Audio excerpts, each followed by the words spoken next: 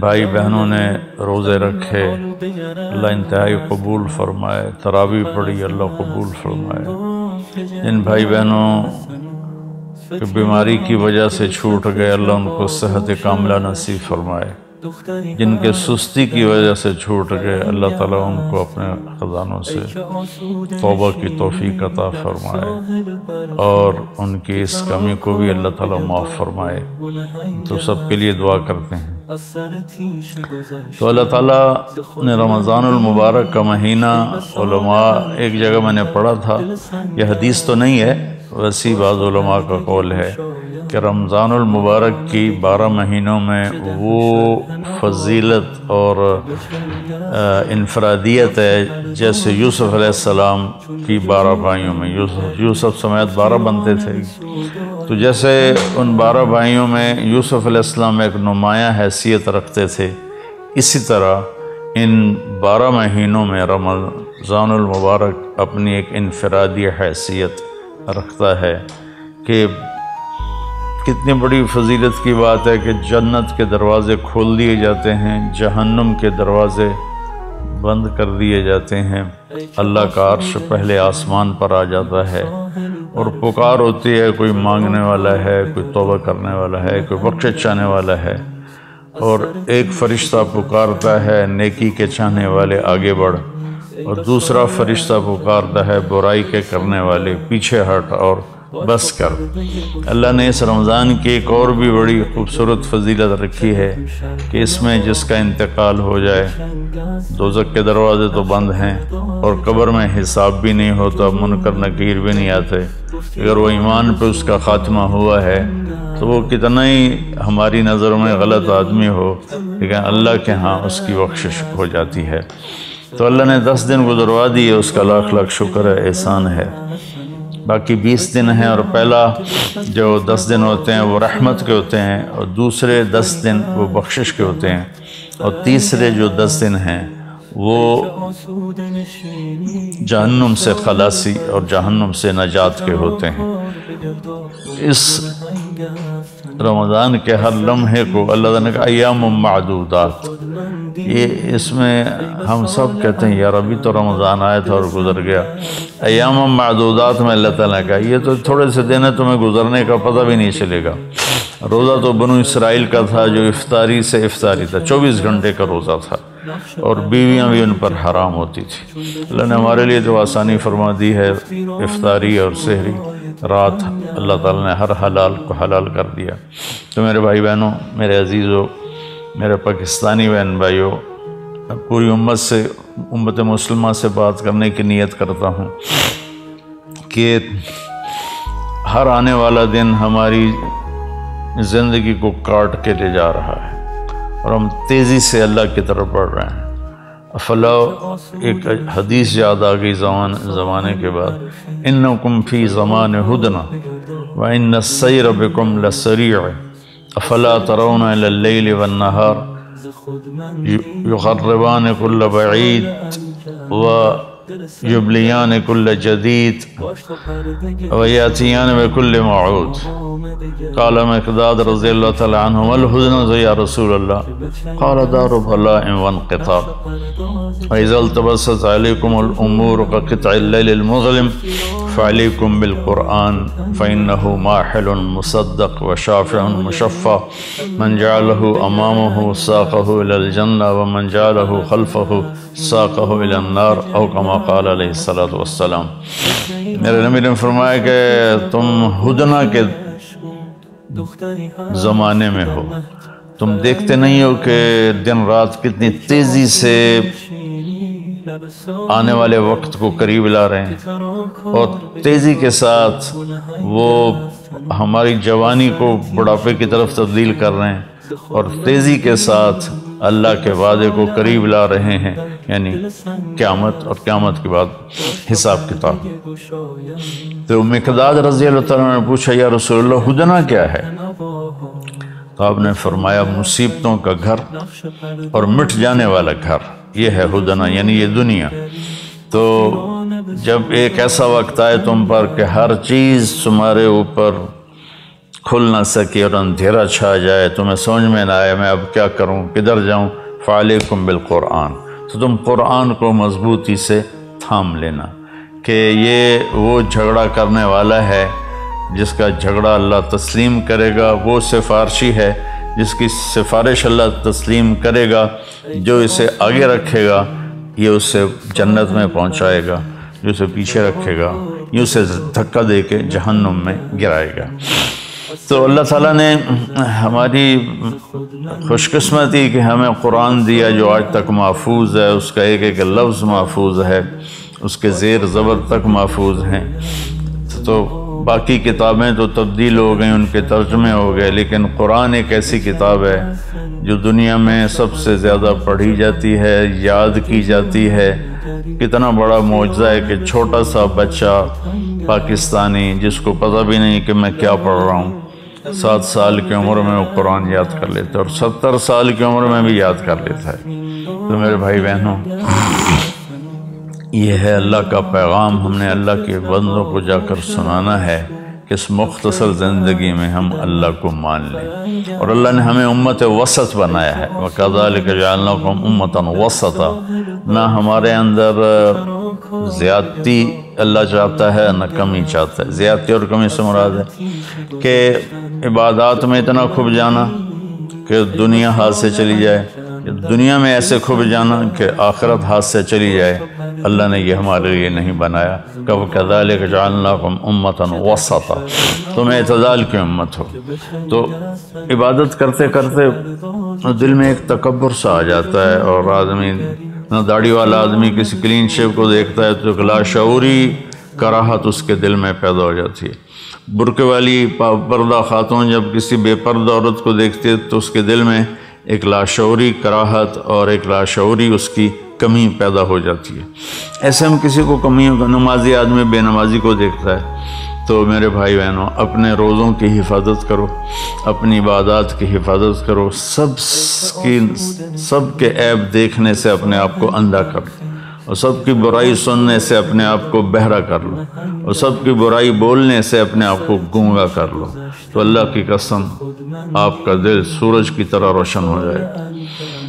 وہ فرید الدین عطار رحمۃ اللہ علیہ کا ایک شعر ہے، لب بند و چشم بند و گوش بند گرنہ بینی نور حق برما بخند، اپنی آنکھوں کو روک لے غلط دیکھنے سے، اپنے کانوں کو روک لے غلط سننے سے، اپنی زبان کو روک لے غلط بولنے سے، پھر اگر تیرا دل روشن نہ ہو تو مجھے آ کے پکڑ لینا۔ تو ہمارے معاشرے میں ماشاءاللہ عبادات بہت ہیں، لیکن اس کی حفاظت بہت کم ہے۔ ایک غیبت کا بول سارے دن کے روزے کو لے کے چلا جاتا ہے، ایک حقارت کی نظر وہ سارے دن کی بھوک اور پیاس کو لے کے چلی جاتی ہے۔ عیسیٰ علیہ السلام تشریف لے جا رہے تھے، ان کے ساتھ ان کے صحابہ تھے، اوپر پہاڑ کی چوٹی پہ ایک ڈاکو رہتا تھا۔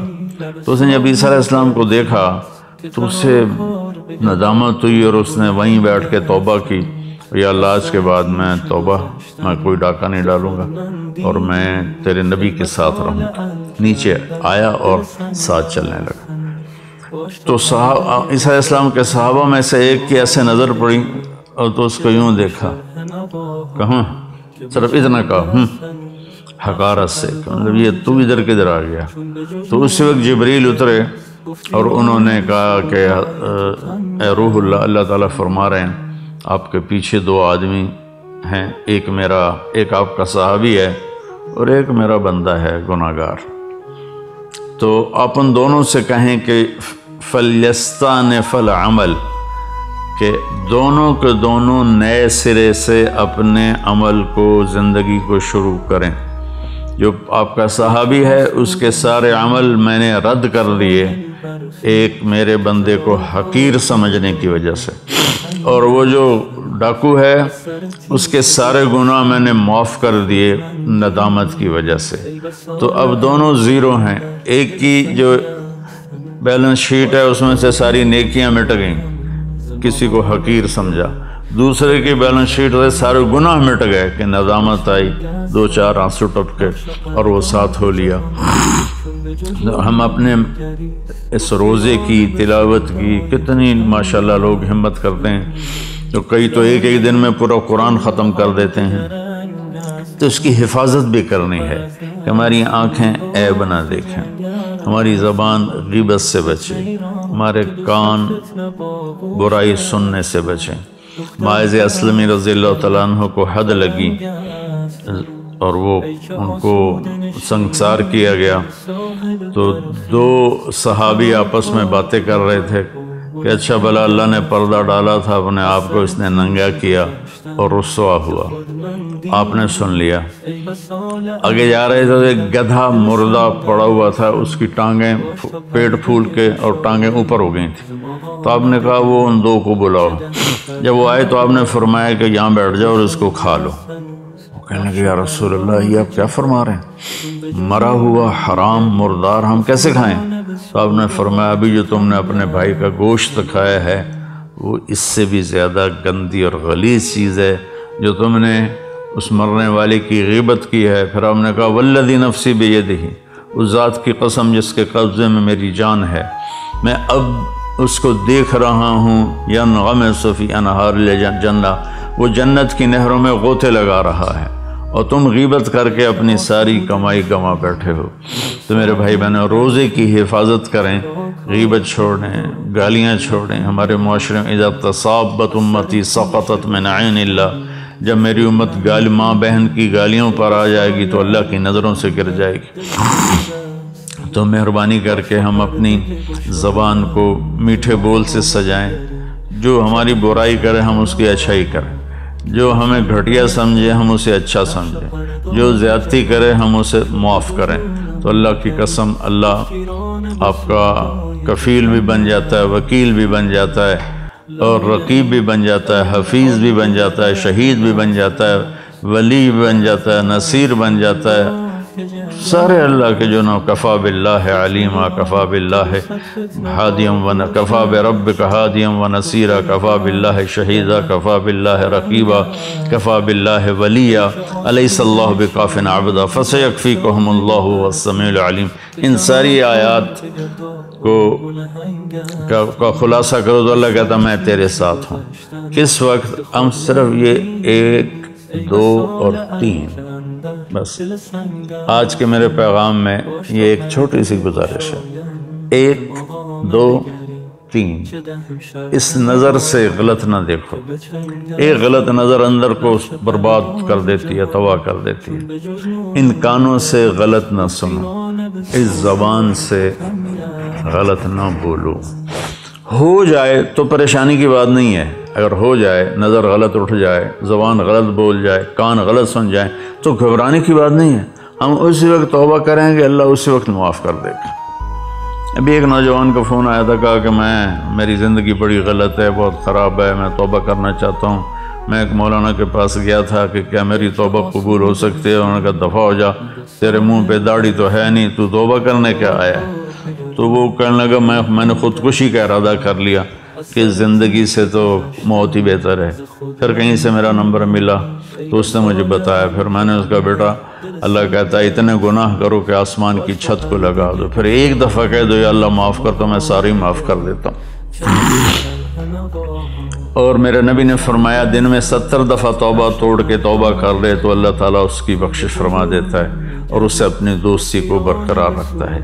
جاوید چودھری صاحب بڑے اچھے کالم نگار ہیں، میری بڑی ان سے محبت ہے، دوستی ہے، تعلق ہے۔ انہوں نے ایک دفعہ مجھے فون پہ لیا، مجھے کہا کہ مولانا آپ لوگوں کو گناہوں پہ دلیر کر رہے ہیں۔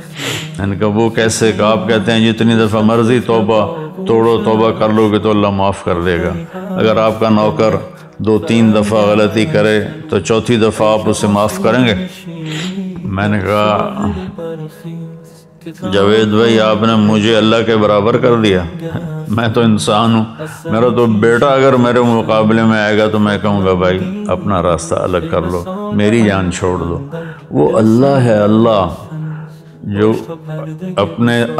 اپنی زبان سے کہہ رہا ہے کہ تمہارے اتنے گناہ ہوں۔ عرفات کے میدان میں جب آدمی پہنچتے ہیں تو اللہ کہتا ہے اتنے گناہ لاؤ جتنے بارش کے قطرے، اتنے گناہ لاؤ جتنے درختوں کے پتے، اور اتنے گناہ لاؤ جتنے ریت کے ذرے، اور اتنے گناہ لاؤ جتنے جس دن دنیا پیدا کی تھی اس سے آج تک جتنے دن اور رات آئے اتنے گناہ لے کر آؤ. ایک آدمی، ہر آدمی اتنے گناہ لے کر آئے اور تم کو یا اللہ توبہ، تو اللہ کہے گا جاؤ معاف کیا. تو اللہ نے اس کے ساتھ توبہ کا دروازہ رکھا ہے. بعض اوقات شیطان نا امید کر رہتا ہے جی میری تو زبان پھسل جاتی ہے، گالی نکل جاتی ہے، غیبت ہو جاتی ہے، یا میری نظر غلط اٹھ جاتی ہے. تو جہاں غلطی ہو وہیں توبہ کرو، اللہ اسی وقت معاف کر دیتا ہے، کھڑے کھڑے معاف کر دیتا ہے. مثلا میں اپنے بیٹے پر تھوڑی سی سختی کروں گا نا تو اس کے دل کے اوپر ایک اثر آ جائے گا، پھر اس کو قریب کرنا چاہوں گا تو وہ قریب نہیں آئے گا. میرا مالک، میرا جو جی ایم ہے وہ مجھ پر زیادتی کرے گا تو میرے دل میں ایک اثر آ جائے گا، وہ معافی مانگے گا تو میرا دل نہیں کرے گا معاف کرنے کے لیے. اور اللہ اثر سے پاک ذات، ہمارے گناہوں کا اس پر کوئی اثر نہیں ہے، نہ ہماری نیکیوں کا اس کو کوئی نفع ہے، نہ ہمارے گناہوں کا اس کو کوئی نقصان ہے. لن تبلغوا ضری فتضرونی ولن تبلغوا نفعی فتنفعونی، کہ تمہاری عبادت مجھے کوئی نفع نہیں پہنچاتی اور تمہارے گناہ وہ مجھے کوئی نقصان نہیں پہنچاتے. تو برائے مہربانی اگر غلطی ہو جائے تو مایوس نہیں ہونا چاہیے، فوراً توبہ کرنی چاہیے. ایک نوجوان کہنے لگا جی پھر کیا فائدہ، ادھر توبہ کرتے ہیں ادھر توڑ دیتے ہیں. میں نے کہا تم کرتے رہو، ایک دن ایسا آئے گا کہ اللہ تعالیٰ تمہیں ایسی محبت کی نظر سے دیکھے گا کہ اللہ تیرے دل سے سارے گناہوں کی رغبت نکال دے گا. نہ دلیر ہونا، اللہ غفور الرحیم ہے، معاف کرے گا. اور شراب کی بوتل چڑھا لی اور فحاشی میں لگ گیا، بدکاری زنا میں لگ گیا، اللہ بڑا غفور الرحیم ہے. یہ بھی شیطان کا چکر ہے. گناہ پہ ندامت کے آنسو یہ ساری رات کے نفلوں سے اللہ کو زیادہ محبوب ہیں. ایک میرے دوست تھے، تو ایک دن ان کا فون آیا اور چیخنا شروع کر دیا زور زور سے فون پہ ہی. میں نے کہا بھائی کیا ہوا کیا ہوا؟ مجھے شراب کی عادت لگ گئی ہے، چھوٹ نہیں رہی. تو میں نے کہا تیرا یہ جو رونا ہے نا یہ تمہیں اس سے آزاد کر دے گا. گناہ کی ندامت بعض اوقات نیکی سے بھی افضل ہوتی ہے. تو بھائی بہنوں، ہم یہ ایک بدو آیا، یا رسول اللہ ہمارا حساب کون لے گا قیامت کا دن؟ تو آپ نے کہا اللہ. تو کہنے لگا واہ واہ واہ واہ، موجاں ہو گئی ہیں موجاں، بخن بخن، جو ہماری پنجابی میں موجاں ہی ہو گئی ہیں موجاں. تو آپ نے فرمایا بھائی کیوں کہہ رہے ہو موجاں ہو گئی ہیں بخن بخن؟ کہ یا رسول اللہ بڑا طاقتور بھی ہے اور بڑا سخی بھی ہے، اور سخی آدمی اور مہربان آدمی پکڑ بھی لے تو چھوڑ دیتا ہے. تو وہ تو اللہ ہے، امید ہے اللہ ہمارے گناہوں کو معاف فرمائیں گے. تو بیلنس یہ ہے کہ میرا اللہ غفور الرحیم ہے تو گناہوں کے راستے پہ نہ چلیں، اور میرے اللہ نے جہنم بنائی ہے تو مایوس نہ ہو جائیں، بلکہ اس کے درمیان کی زندگی ہو. کوشش کریں زبان غیبت سے پاک ہو جائے، چغلی شکایت سے پاک ہو جائے، کسی کا عیب نہ بتاؤ، اللہ آپ کے عیب چھپا دے گا. ایک صحابی نے عرض کیا رسول اللہ میں چاہتا ہوں میرے عیبوں کا کسی کو پتہ نہ چلے. تو آپ نے فرمایا استر عیوب اخوانک یسترک ربک یوم القیامہ.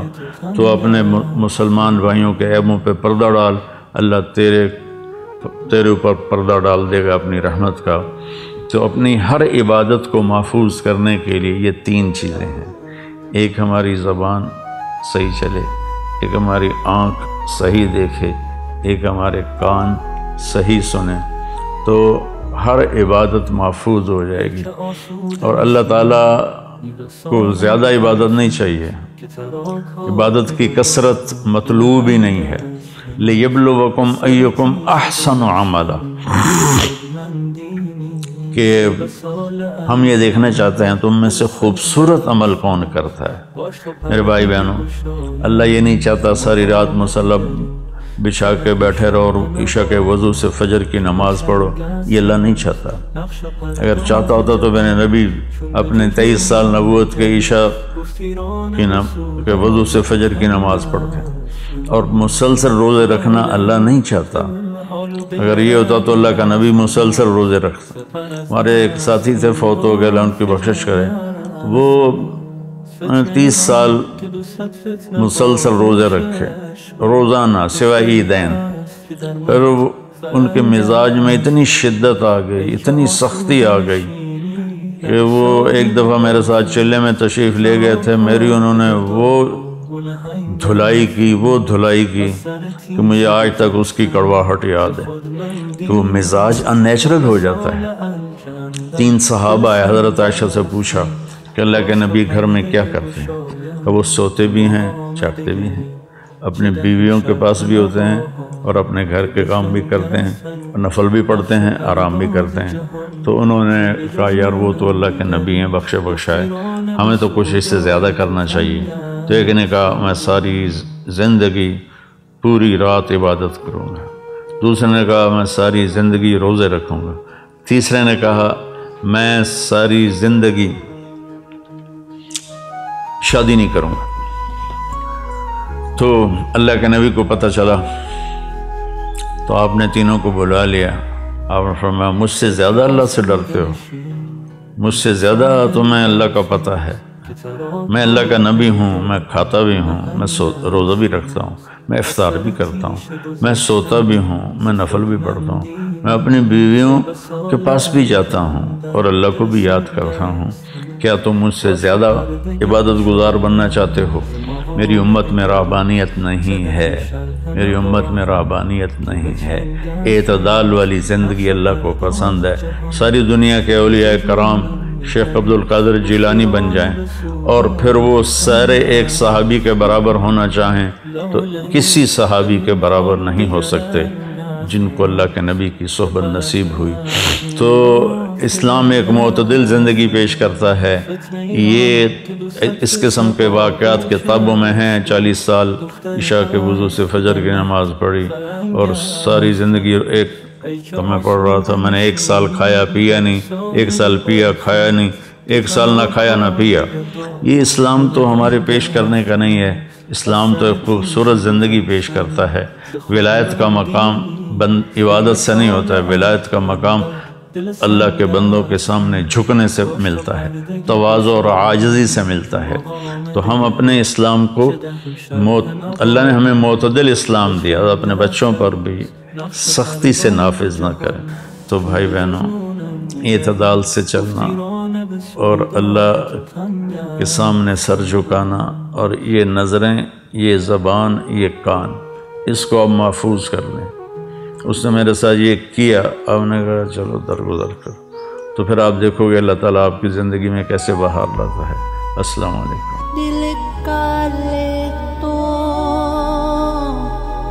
مکالا چنگا تکتے جیڑا اس نو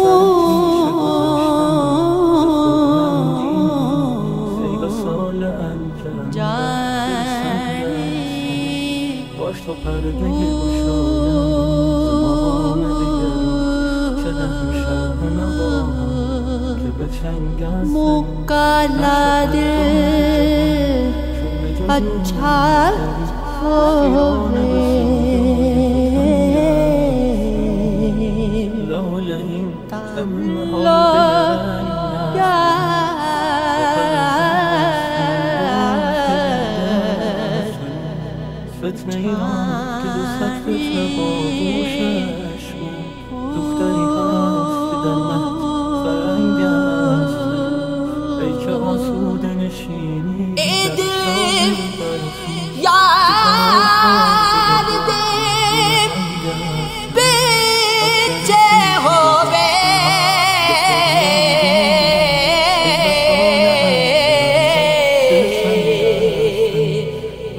متا یار بھی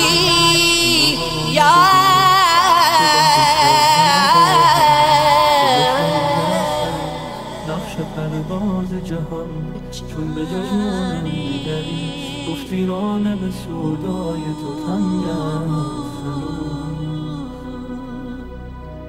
عالم چھوڑ مسیح تو نٹھے عالم چھوڑ مسیح تو نٹھے لگے نہ دل ٹکانے ہوں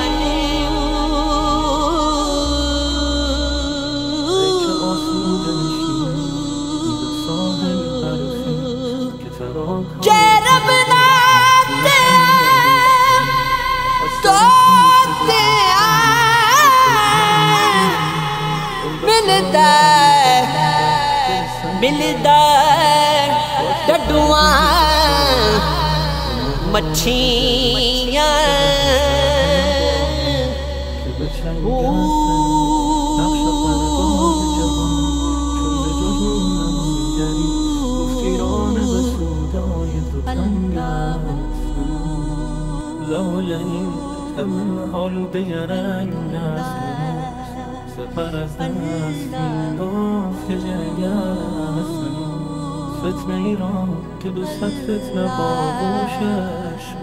جرب ملدا ای که آسوده نشینی در ساحل برخیز که ترا کار بگردان ملدا از سر تیشه ای وسال انجمندر دل سنگ هستن باش تا پرده گشایم ز مقام دگری چه دهم شرح نواهم که به چنگ هستن نقش پرده جرب جدیاں ستیاں ملدا جرب جدیاں ستیاں ملدا ملدا ڈانڈا کسیاں ہوں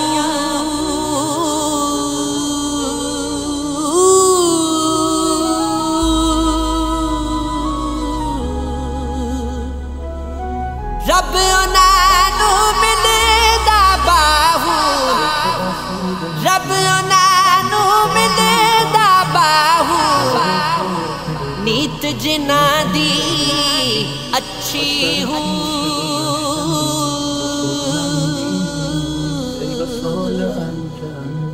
نہ میں جوگی نہ میں جنگم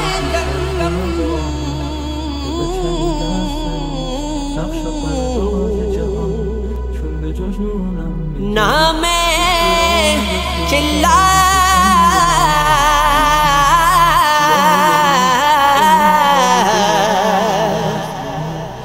کمایا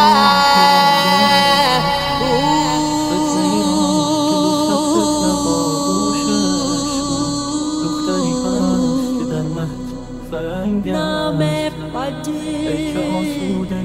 مسیح بڑے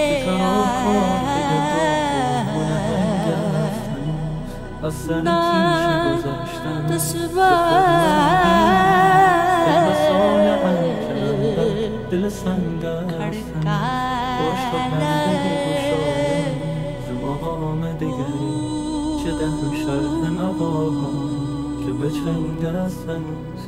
جودم غافل شودم کافر مرشد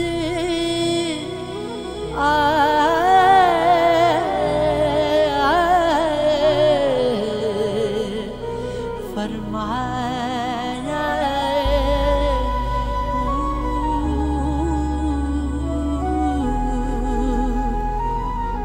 مرشد سوری کی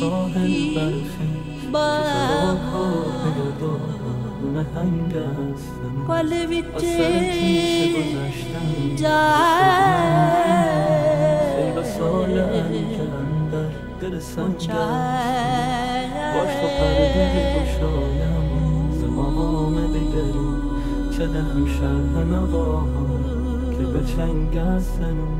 عاشق سوئی حقیقی جیڑا عاشق سوئی حقیقی جیڑا قتل مشوق دے مننے ہوں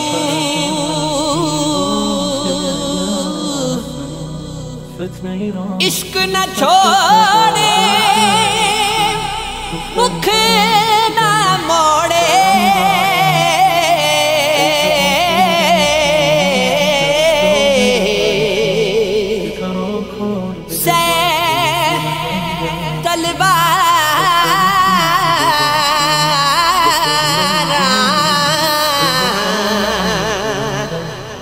کھنے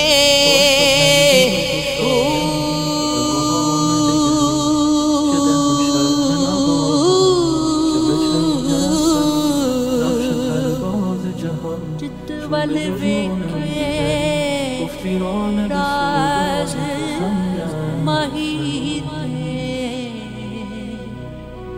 لگے